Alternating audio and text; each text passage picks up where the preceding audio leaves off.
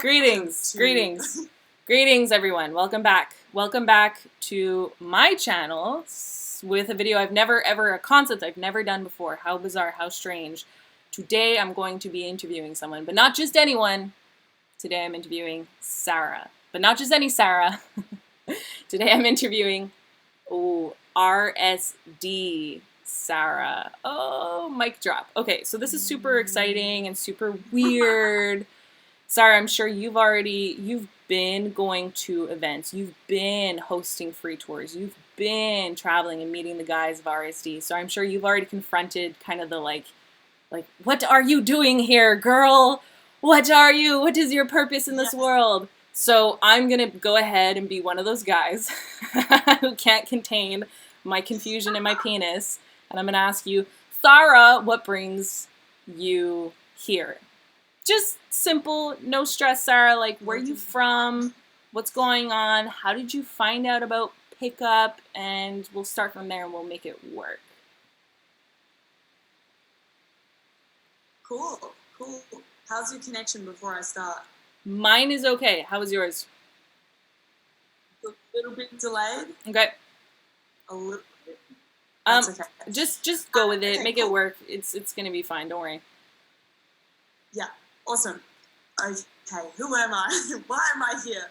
What is my purpose on this planet? So I actually discovered RSD like 2.5 years ago through an ex-boyfriend of mine. And this story I've actually heard from a lot of the girls that I've even met through the events have similar stories, or I've actually seen quite a few girlfriends that come to the events now. But he would just play it in the house all the time, and I was just like, I would just hear Tyler's voice just like la, la, la, la, every morning. And then I started to watch it and I was like, ooh, like I was mesmerized by the stuff that they were talking about and the whole concept of pickup, because I'd never thought about it in that way. I just, I was just going along normally, like didn't know about this secret, like, I don't know, what do you, like it's like a secret society that knows the ins and outs of psychology of men and women. So for me, it was like, wow, it was like a really cool discovery that I made. And I just continued to watch it. Can you hear me saying? Yeah, you're I just good. continued to watch that, and I was really inspired by all of the teachers. My favorite was watching the panels, like the free tour panels. I don't know why, it's like the crowd shots, and you've got, like they just go through all these really cool topics and like their own experiences, like each instructor is so different. So that was really cool.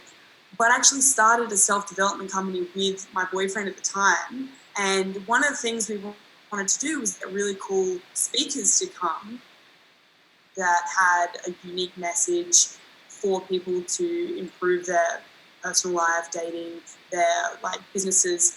And so RSD came up and the whole relationship went to shit, actually. So it was like, we still had this business and I was still so passionate about the self-development space.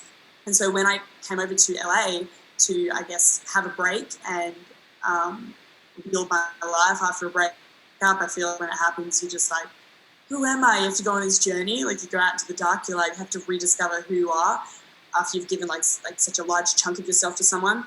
I know a lot of people that I have met along this journey relate to that. I've met so many guys that have been heartbroken by someone or have broken their hearts and just been through shit, and to actually feel good enough to go out and be yourself again. So that was the journey that I was doing in LA, and I was originally just supposed to be here for 3 weeks, and I didn't have a plan. I think this was one of the best things that I've ever done, is I went out and I had no plan.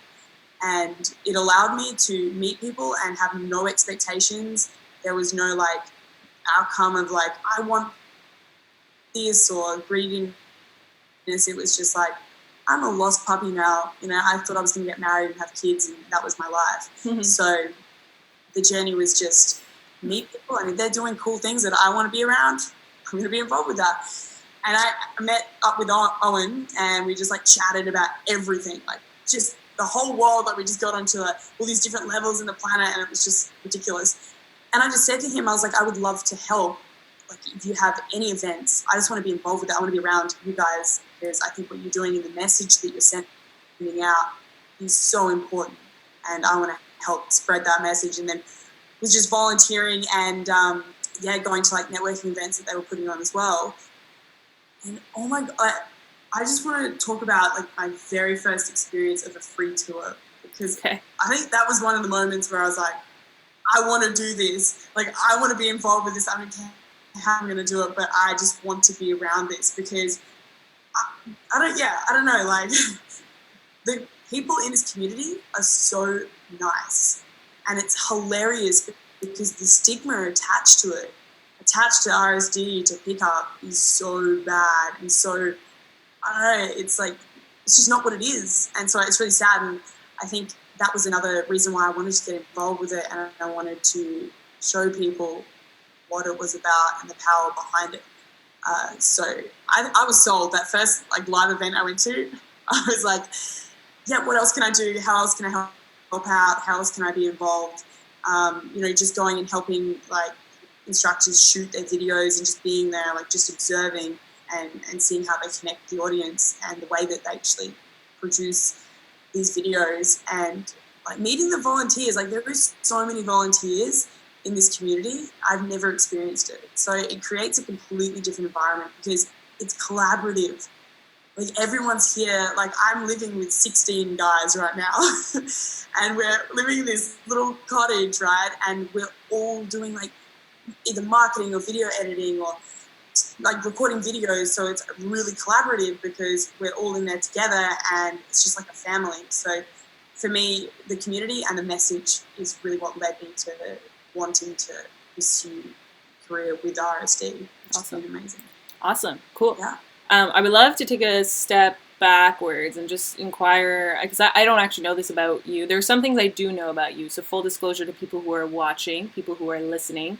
Sarah and I had the wonderful pleasure of sharing a hotel room at the Vegas Summit. So I got to know some of your story then, but there are some things I don't know. And I'm curious to ask, pulling back to when you first were like hearing about this stuff from your boyfriend way back when, what ended up being a shit show, was when you first heard about pickup, as like a beautiful woman who's just like going about the world, you could not think that this was everything.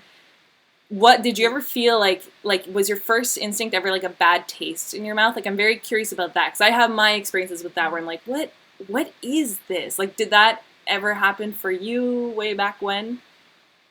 I think there was a moment where I was like, are they manipulating? Like, that's pretty manipulative if you're like kind of forcing, and watching the infield footage, you're like, oh, but did they ask them? Like, thoughts like that did kind of come up and like triggered a little bit, but I have such an open mind to that. So, and my partner as well, like, the way he described it was very convincing narcissist. I was like, yes, wow, you're right, like da da da. So for me, there was only like a couple of like moments where it's just emotional triggers that you have, and you're like, a little bit of discomfort. But to me, I'm a really open person, and honestly, like, I learned so much about my own brain as a woman watching that, and I didn't even realize that there were all of these unconscious reactions that we've done like our whole lives. It's like inbuilt into us, like we react that way, or someone's trying to give us attention, we're like, no, like, you put this block up. And especially, I think, the topic of like slut shaming as well, that was huge. So I think having an understanding of the psychology of how it worked, that's what it intrigued me. So that allowed me to get past the whole idea that it was a manipulative, like, bad thing for the world. And I kind of like that people think it's a bad thing. Mm-hmm. Do you know what I mean? It's like, yeah, fuck you guys. Like, yeah. It's kind of like a rebellious instinct of mine as well. Yeah. So yeah, totally. I mean, of course. I think RSD, real social dynamics, tends to attract like misfits and rebels. So it totally makes sense that that's where your heart is at in the matter. So that's super cool that like you came to the States without an agenda, just like open heart, open soul, and now you're here. That's pretty nuts.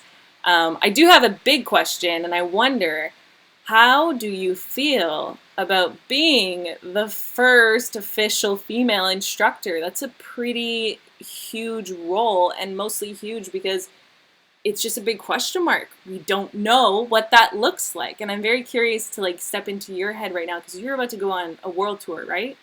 Yes. Yeah. Holy shit. So like what, like, it's like now you're here and I imagine you're still open, your heart's still open, your soul's still open to all these opportunities, but the path, the direction you're going in is more narrow. And like, what are you thinking is ahead of you?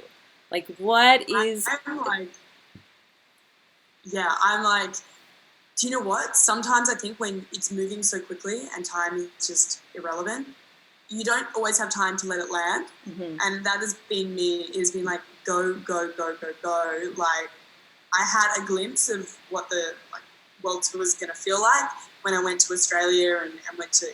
I discovered more of Australia than the 20 odd years that I've lived there.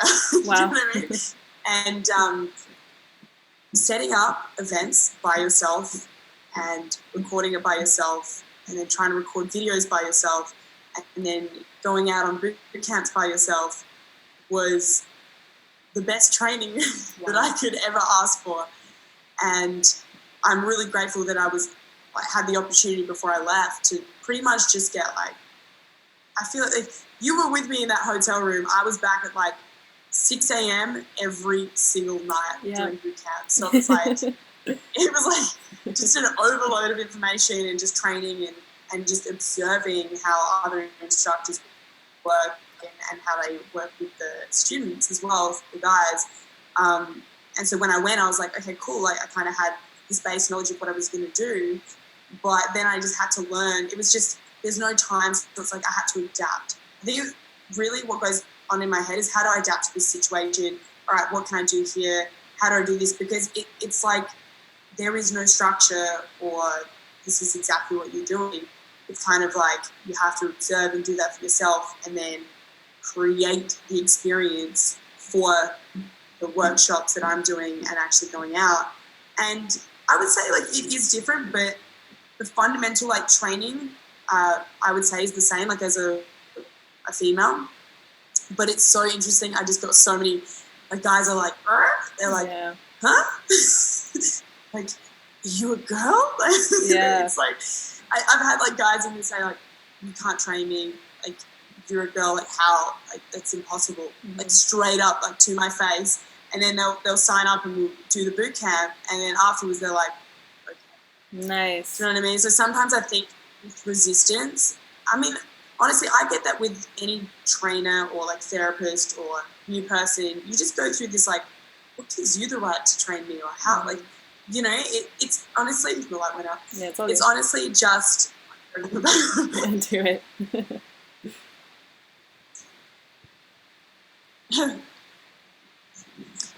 Yeah, what I always say is it's a personal preference because if you go to yoga or you have a personal trainer, if you don't get on with them or they don't resonate with you, your results are going to differ.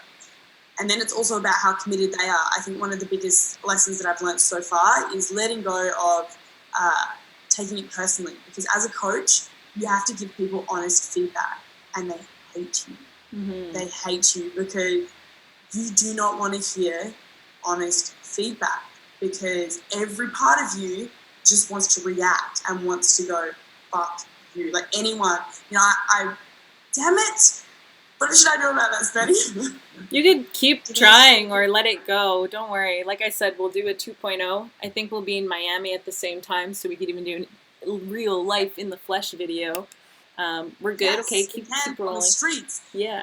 Perfect. So what was I saying? That was the main thing, the actions that we have. Mm-hmm. And that's, not only in, what was my train of thought then? Not only with pickup or any other part of your life, but someone that is going to trigger you. A lot of people run. Mm-hmm. And I've noticed, I've noticed that with my first experiences with doing these boot camps as well. But yeah, that's one big takeaway that I've had. And then running something having 12 students with you, going out for a whole night, I think there was moments there where I was like, how am I going to do this? Mm-hmm.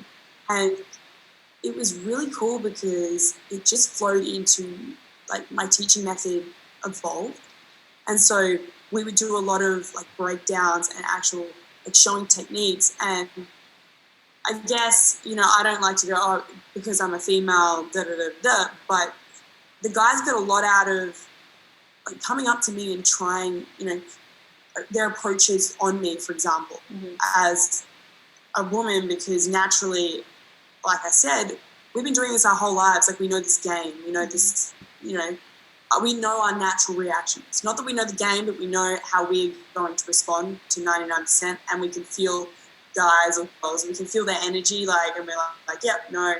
And so I just remember this, I'll never forget it, but they were like, the guys were like lining up because they wanted to see how their approach was and how I would feel when they did it, and they got a lot out of that. And so for me, I was like, whoa, again, another moment where I just went, I'm so passionate about helping guys understand how to act and how to avoid, not like avoid rejection, but like shape their themselves. It's not even their game. It's like, that's like the surface level. Once you realize that it's much deeper than your game, it's the way you present yourself, the way you hold yourself, the way that you speak, the way that you deliver anything that comes out of you, it's your presence. But to get to that, we have to go through that conscious layer that I think we all have, and we think what we want is that, or we want to fuck, or we want to feel good. It's like they're the little triggers of instant validation.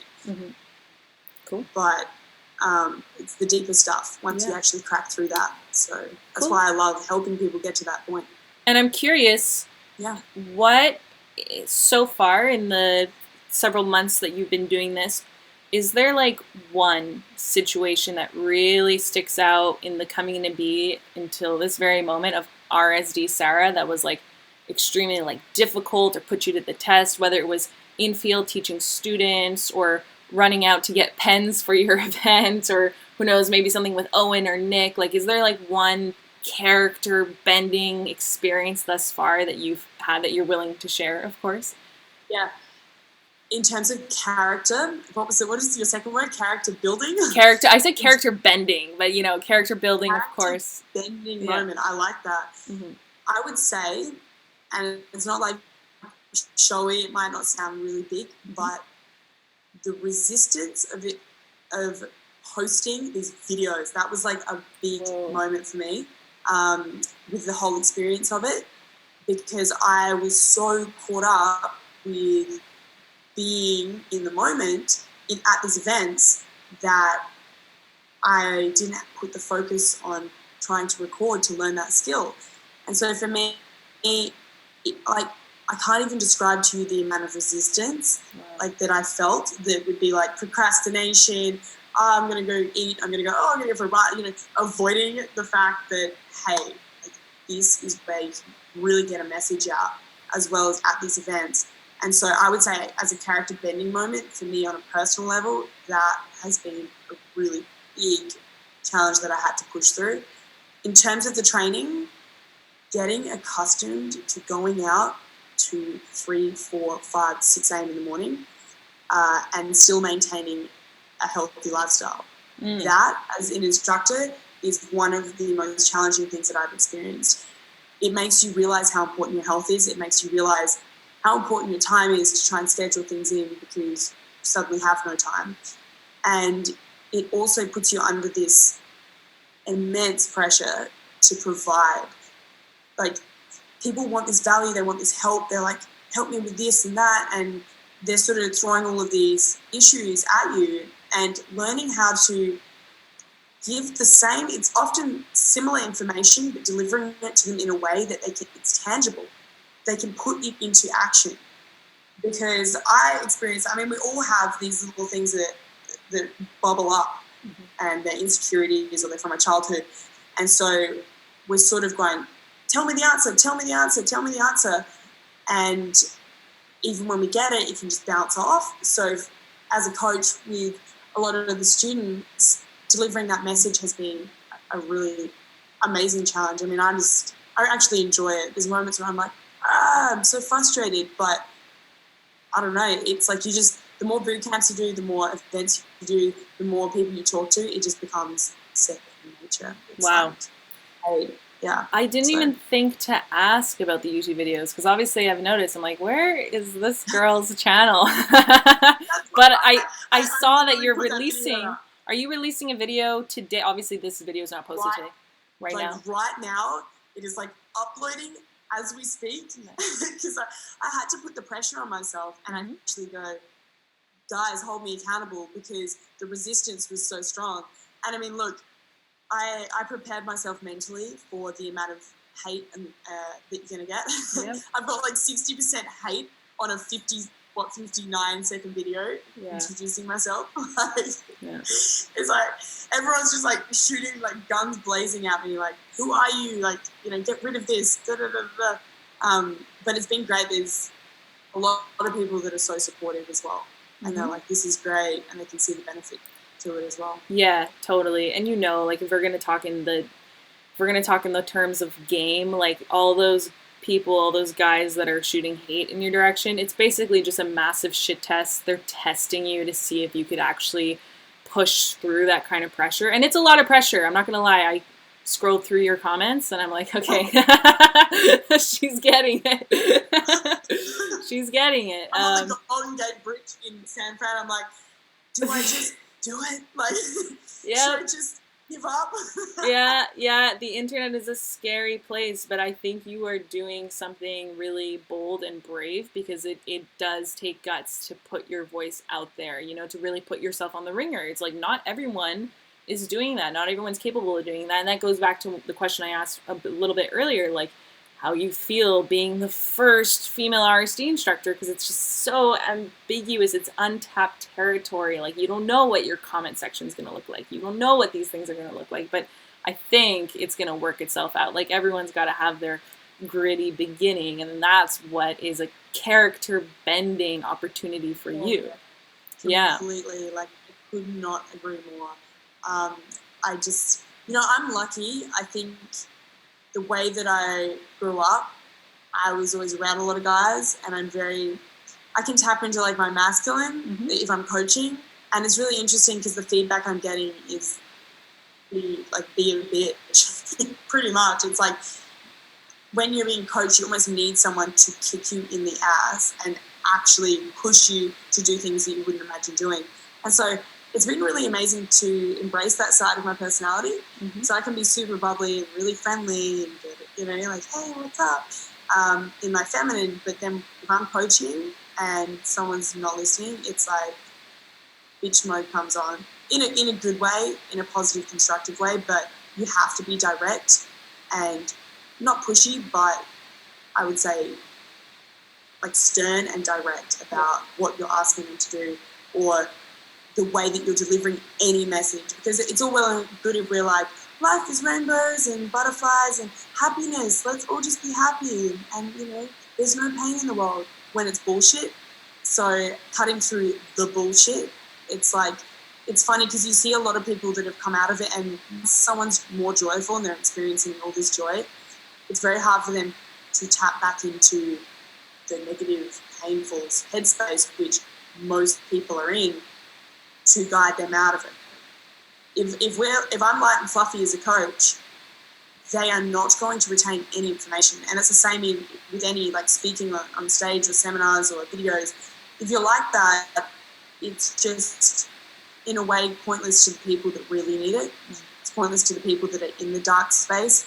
It's pointless to the people that are in the pain and they cannot even fathom they cringe at the word joy or happiness. Like that's the people that I'm, really passionate about helping. Not to say once people are happy, it's like, yeah, fuck you guys, like I don't want to know you. But it's like, cool, you're at that next stage and now you have a next level of lessons to go through. But for the people that are right like in that dark space, like having guys come up to you and cry and like just try to release this pain, which is just like tearing them in two. Like I could never not do this now. Like I could never not go and help people or try to guide them to making a change, because when you see that shift from like this negative, like fuck the world kind of mentality to, oh cool, I'm actually I'm a really cool person and I'm adding value to people's lives by going up to them instead of thinking that I should just shy away in a dark room and never go outside. Right. Oh, wow. Yeah, beautifully said. It's true. I'm curious now. I've got to ask questions that like actually excite me quite a bit. Okay, I'm so curious about this. Sarah, how does your family respond to what you've been doing with this company? I need to know, like mother, dad, siblings, like what's the response with what you're up to? Do you know what? It's so funny. I kind of just, at first, I was like, oh yeah, I'm just helping out with like a self-development company. You know, it's like the PC version to say to your mom and your dad and your brother and sister, they're like, what are you doing? Like they would just say, we don't know what you're doing. What are you doing? What is it? And eventually I went, you know what, guys? Predominantly, I'm working with men, helping them have success with women. And they were like, "Oh, that's nice." You know that, like, you know that family response is, "That's nice." We'll support. In their head, they're probably like, "What the hell?" Mm-hmm. And when I explain what I do, and I go out and I go to bars and I go on the street and I help people approach people and just talk to someone, in their head, they're like, isn't that just normal? Yeah. So that response, don't you just do that? Which I find is really interesting as well, because I think people that think like that, they don't see all the layers that there are to social interactions. Because yes, I'm predominantly working with guys or girls that cannot even approach someone. And this is like an extreme version, and even doing that is like a massive breakthrough for them. But when you get into that other level where they're like, isn't that just normal? Then I would say what I put to them is, what about your social game in general? Like, who are the people that you're even hanging out with? And what are you adding and what are they adding to your life? So I think this goes way deeper than just, picking up and trying to have really good relationships with people. But that's the crux, most of us, guys and girls, we want to be loved, we want to feel accepted, we want to have sex. I mean, so it's just the fundamentals of learning how to craft that and have the self-confidence to put it into action. Because then there's that other side where they'll take a little bit of action and then you just like go back into the shell. You're like, yep, I did it for like 2 days and I'm back in. So it's that consistency, developing people to have commitment to being consistent with it is huge. Yeah. And I'm going on that journey as well, trying to be consistent with videos. And so you learn a lot in the process of doing as well. Yeah, totally. I mean, I've definitely oscillated. I've been following RSD since I was 16, so I've had my own like journeys of what I'm focusing on. At times it was like cold approach pickup, man. I'm gonna talk to everyone, and I did, and it was really consistent. It was like such a psychedelic trip in itself. But then it's also like, what are your priorities? Like, where are you going to be consistent? Is it making videos? Like, what is it doing? Is it fitness? School? I don't do school, but for some people, it's this thing called school, job, whatever it is. Like, it's definitely a journey to go down. I have another question. One more spending question. This one I've actually been thinking. I'm like, what is Sarah going to do? Okay. Okay, so when you date people, you date men, right? You identify mostly as a straight person, I imagine, right? And yes. When you date men, how do you see a boyfriend fitting into the life of RSD Sarah? Like, I assume right now you're single for the most part, yeah? But like down the road, being this super empowered woman, teaching all these guys, like just such a superstar, how do you see a boyfriend fitting in? I'm just curious about that. Do you ever see that? How does that look? Very, very hard. Yes. It would be a challenge, I think, for any guy to try and date me, honestly. Wow. Because I am in a different city every week. I'm busy as anything. No time. So if he's got any issues where he wants to be validated, see you later. Like that at this point, like, because it's such a massive focus for me. But it's someone that is understandable and really open. Like when you say I do identify with being straight more, but I've had open relationships with partners in the past, and they are really good. Actually, just recently, like with a couple, I've just been hanging out with them, and it was just like such an awesome feeling because there isn't the attachment to it. And I don't know if it's the best thing, but at the moment for me, like I have to focus on this, and I'm giving so much time to other people that I think it would be mean of me if I did go into a relationship that didn't work, because I would not be able to offer the emotional and like that emotional support for them that they would need and what I would actually want to give. So I would definitely say at the moment it is hard.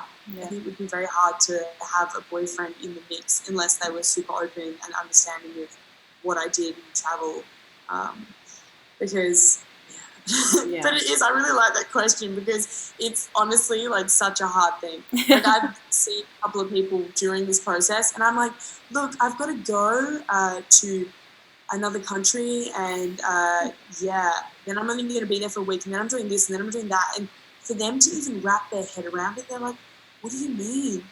And then like not responding to them because I'm out, to whatever time, like coaching, and then get up and there's like a small window of like a couple of hours to respond to them. They kind of freak out a little bit. Like on one level, guys are like, oh, she's not clingy. She's just like really chilled out. But then it's like, she never messages, like she doesn't respond, she doesn't care about me. Like all of their insecurities start to like bubble up and I'm like, ugh, and then I'm trying to deal with that and it's really tough. Like I've had people go, I'll fly over like from Australia to like New York to just spend a few hours with you. Because I was like, hey, cool if you want to come and hang out, but like it's a few hours here and there. So it's a thing. It's honestly, it's actually, now that you bring that up, that would be a character bending experience as well because you have to change your view on that. Like it honestly, it does fit in, but it's very hard. Yeah. Very hard. So yeah, I mean, I'll be curious. So I just date couples. Yeah, I'll be curious to follow your journey and see if and how that it develops. If you go down the route of like, more so an open relationship, or if you happen to find like this male partner who's the most secure alpha male with his emotions, and he's like, yes, she's doing her thing, I do my thing, it is okay. But like, whoa, and if you find him, give me his number, because fuck it, I'll date him. It's all good.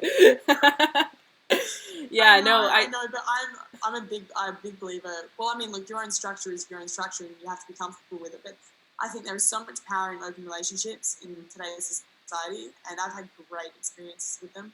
So I will definitely be putting videos out about that. I think it's a really cool space. I actually have a few friends that are within that whole community of thinking, and I mean, look, it can be terribly wrong, and it can go amazingly as well.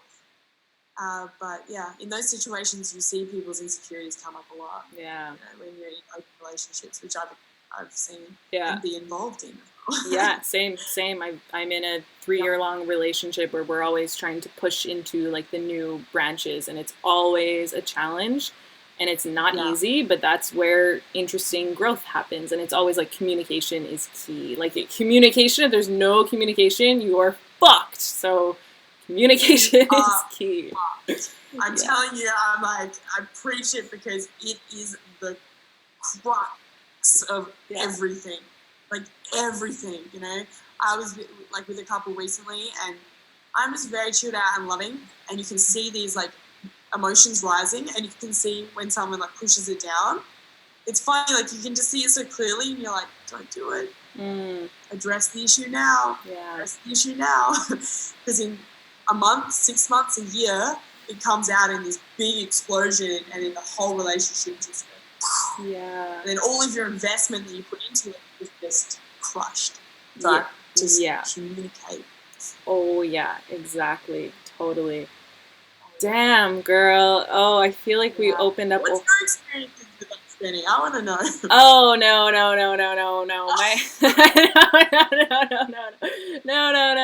No. This video is gonna be too long.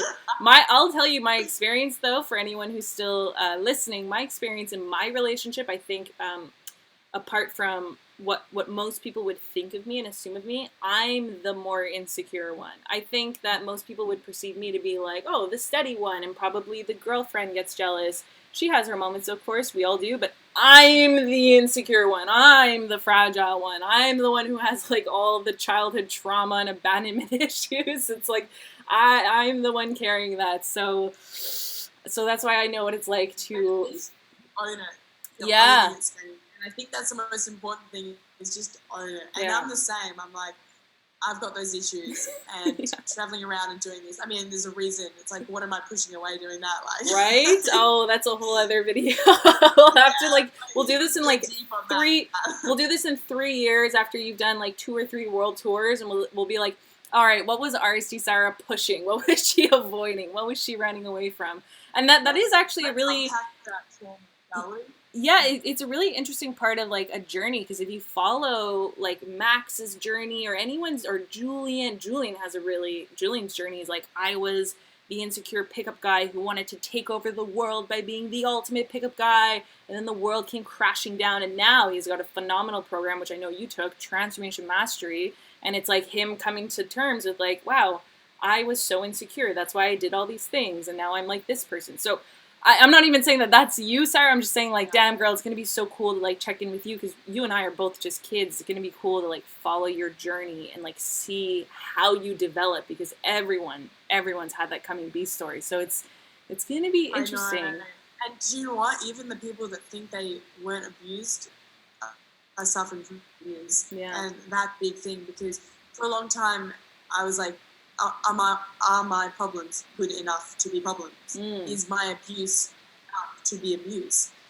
But what you realize in doing that transformation mastery, and I just finished 5 days of doing another release program of emotions, just crying for 5 days straight, you realize that we all have that, because we wouldn't have the personality that we have, and we wouldn't have the little list in our brain of responses if we didn't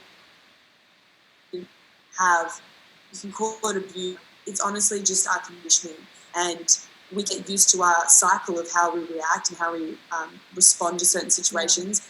And yeah, I'll always be open about that, but I mean, I wouldn't be the person I am, and you wouldn't be the person that you are if we didn't have that. Yeah. And then it's just the choice whether we deal or whether we continue with the cycle. Generally the cycle is pretty bad, so we want to make a positive change in it. So they're the realizations that are vital. Yeah, exactly.